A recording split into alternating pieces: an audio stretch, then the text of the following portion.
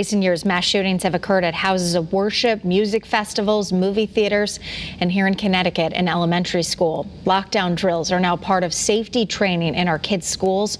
But how would you react if there's an active shooter in a public place? Joining us now is retired state police lieutenant and WFSB law enforcement analyst J. Paul Vance. Thank you so much for being with us.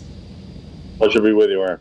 So obviously everyone is heartbroken about the situation in Colorado, and I think what comes to mind is, could this happen to me? And if it does, what do I do? So for people at home thinking that, if you find yourself in a public place in this type of situation, what should you do?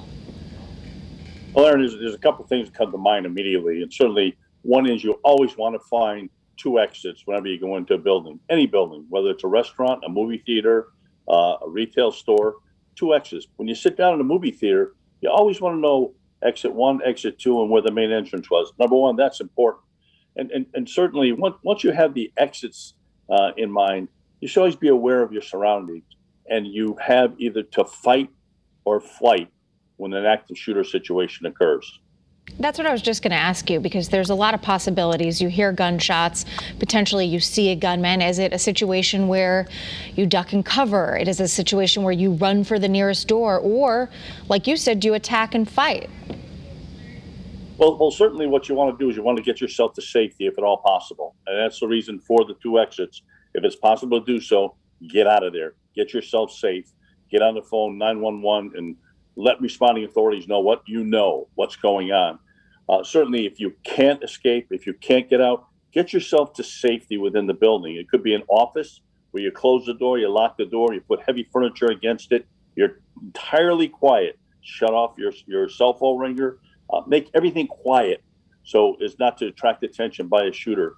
And you certainly want to be aware of people may follow you, they may not follow you if you were to escape or get out of the exit.